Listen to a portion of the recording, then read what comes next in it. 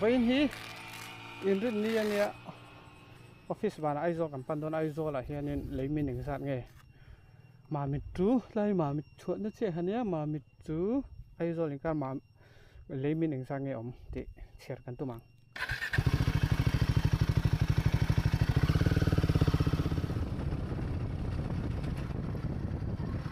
leimin pakhat na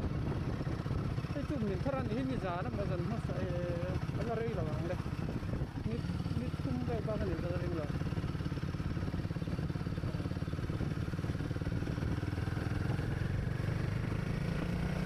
mà mình cái bao mình nít không cái bao cái đó rồi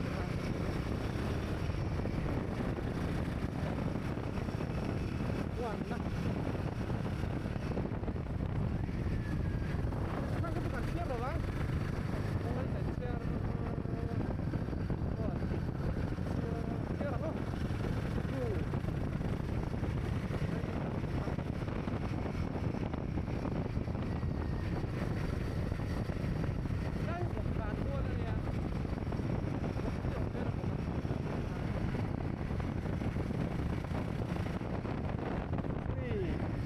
phải tới chỗ đây đâu hết rồi ban đi ra đó là cái tốt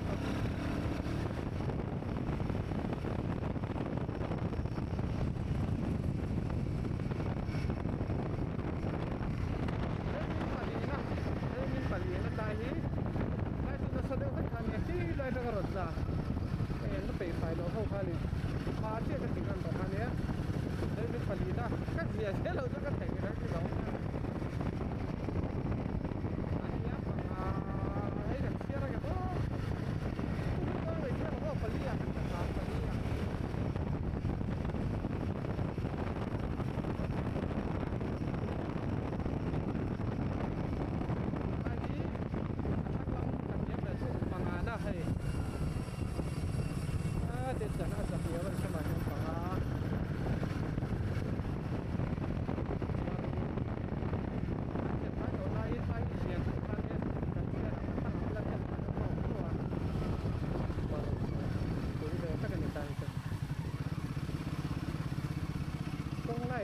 hầm hầm này rồi anh dọn tất cả ngay có phần liền túi à ai ăn hết chưa túi tất cả này ai mua gì dọn hết đầu thì dọn nó cứ nhiều quá sari sari nào cũng ngay á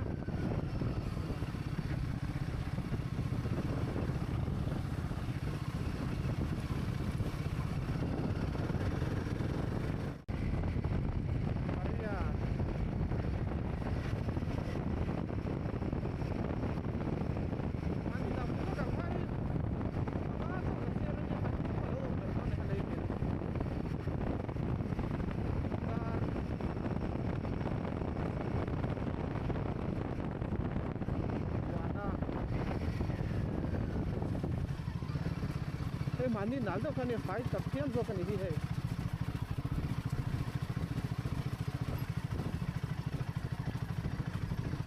tập cửa ra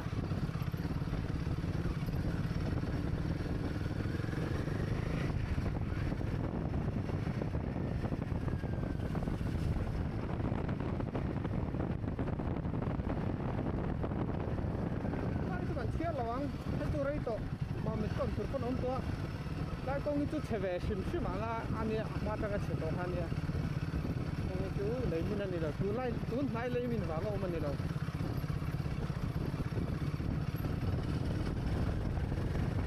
sao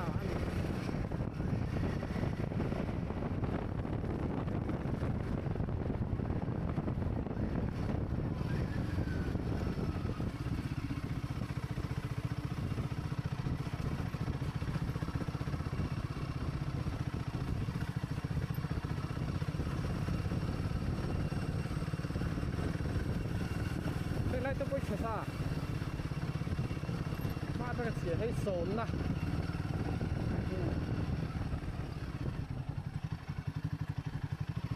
sồn nè anh ta đi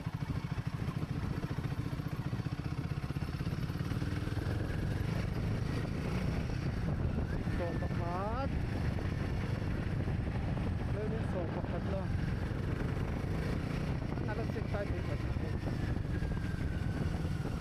Lai som pati na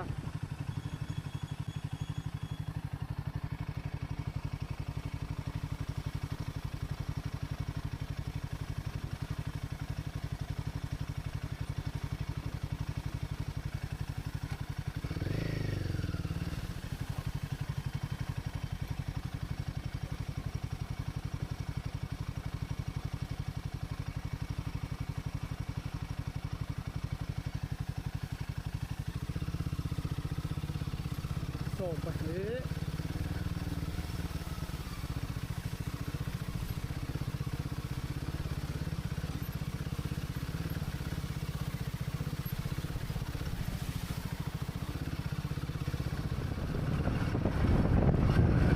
đó chứ còn chiếc đâu anh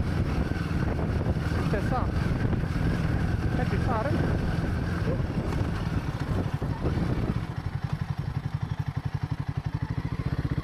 không có nhiều đâu rồi bạn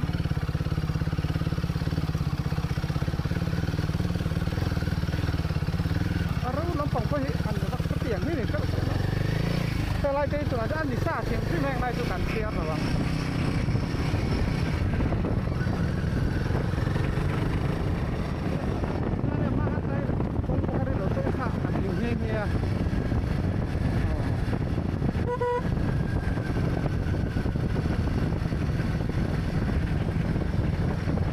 Balina, akan ini kan kira ni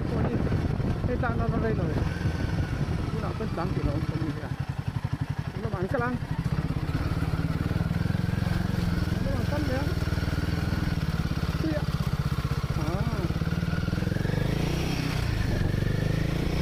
So Bali ni tak terus. Tu lemo.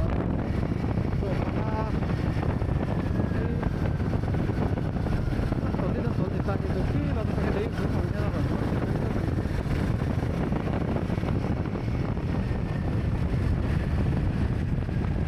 Ini sari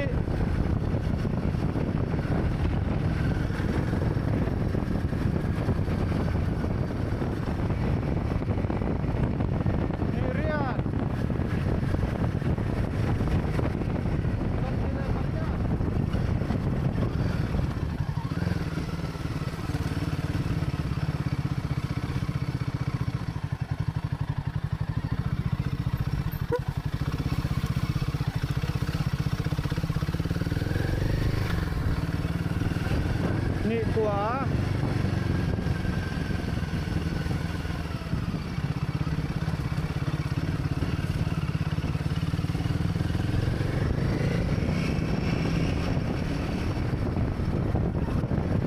Sasa siapa bang?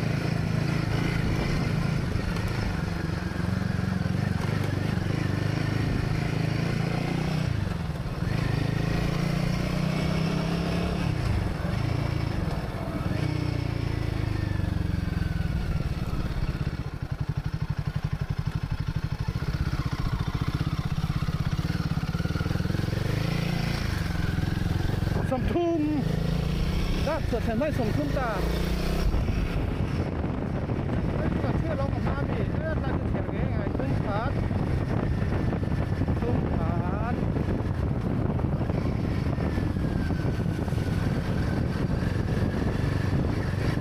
Thum Hỷ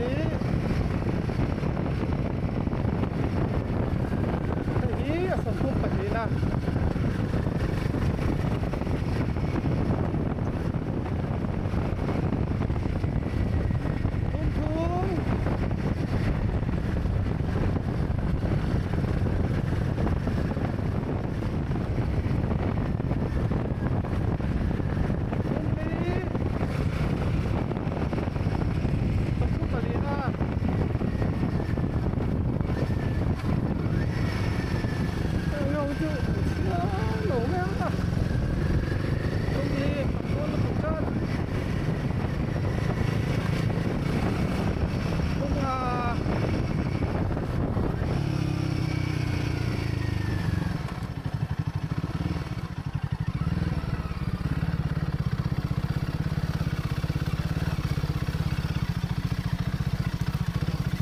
Kalau ham kan tu mang,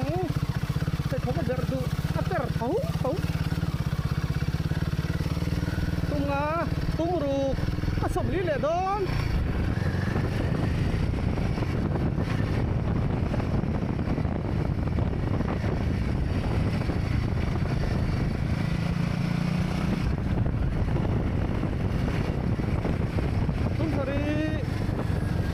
tung sari nim ha tung sari aha o riat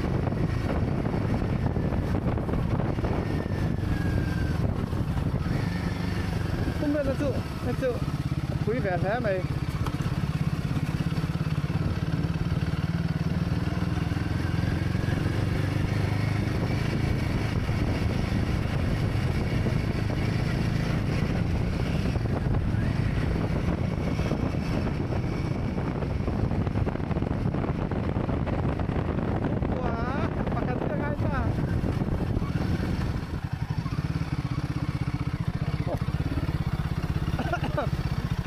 ดูสันตุราบัดเฉยๆไปทุกตัวไอ้ตัวกันเชี่ยร้องหอมซ่า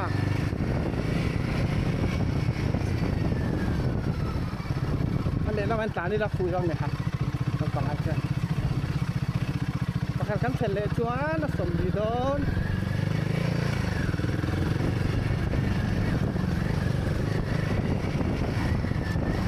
ประกันต้องเป็นเล็กสมดีโดน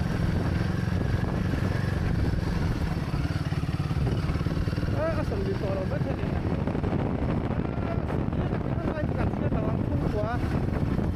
สมดีกันเชียร์เราต้องในขั้นลีงานแบบจนตอนนี้ฮะเชียร์ใช่ป่ะเชียร์เราเนี่ยต้องขั้นถึงขั้นหนึ่งมิ้นเตะเขาคุยบัวที่ตกลงมิ้นแบบเท่าไหร่ใช่ก็จนลีงานแบบเล่นตอนนี้ฮะ